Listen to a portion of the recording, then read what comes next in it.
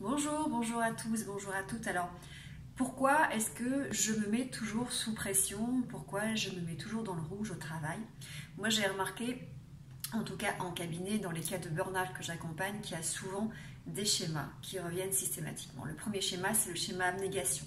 C'est l'incapacité à s'affirmer, l'incapacité à savoir dire non. Et forcément, si vous ne savez pas dire non, vous allez devenir un petit peu la tête de turc du service où on va vous charger. Votre boss va forcément pas hésiter à vous charger, en tout cas à vous demander, puisque vous êtes peut-être le seul de l'équipe qui ne sait pas dire non. Donc ça, c'est déjà un cas, en tout cas quelque chose d'important à savoir dans son mode de fonctionnement et qu'il faut travailler en accompagnement. La deuxième chose, c'est le schéma idéo-exigeant ou le schéma perfectionnisme. Alors, c'est cette incapacité à savoir diminuer son niveau d'exigence, ou du moins de revenir à un niveau d'exigence qui est celui que l'on attend de vous, et pas de le surévaluer et donner plus que ce que l'on attend de vous. Et puis le schéma perfectionnisme, il est problématique parce que d'une part, on va peut-être passer énormément de temps à contrôler, à revérifier et à perdre du temps inutilement, là où les autres ont déjà terminé. Qu'ensuite, on a une difficulté à demander de l'aide et aussi à déléguer, parce que ça ne sera jamais fait comme vous le souhaitez. Et puis, il y a aussi cette chose qui est fortement liée au perfectionnisme, qui est la procrastination. C'est qu'à un moment donné, j'ai tellement peur d'exposer ma valeur personnelle à l'échec que je préfère procrastiner. Ensuite, il va y avoir tout ce qui est organisation personnelle. Et là, on va retravailler sur la matrice Eisenhower, puisque souvent, quand on est désorganisé, quand on est en stress chronique, on va forcément gérer l'urgent. On va tout mettre en urgent important, alors qu'il y a probablement des choses qui peuvent être justement planifiées ou déléguées. Et puis dans le stress, on va retrouver, alors le stress chronique qui peut amener au burn-out, il y a toutes les stratégies de coping, accès solution, accès émotion, accès soutien social. Dans tout ce qui est accès solution ou accès problème, excusez-moi.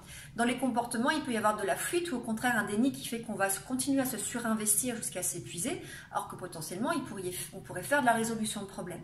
Dans tout ce qui est coping lié à l'émotion ou à la personne, on va potentiellement tomber dans des ruminations et des soucis qui ne servent à rien, puisqu'ils ne vont pas résoudre le problème.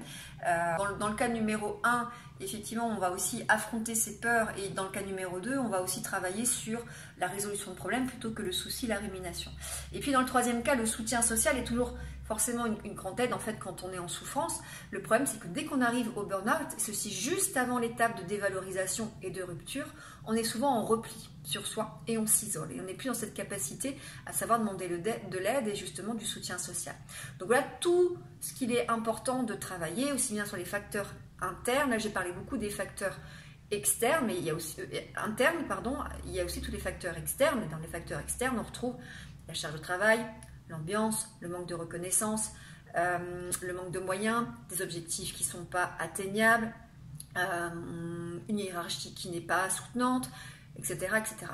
Mais bien souvent, il y a plus de facteurs internes et ce sont ceux qui sont le plus difficiles à changer et à faire évoluer. Voilà. Prenez soin de vous et notez bien tout ça. Et il y a une petite chose que j'ai oublié de vous dire, alors je refais une vidéo là en complément parce que c'est super important. Il y a le schéma recherche de reconnaissance et d'abnégation. Et là on est dans aussi typique de la dépendance affective. C'est que quand je suis en recherche de reconnaissance,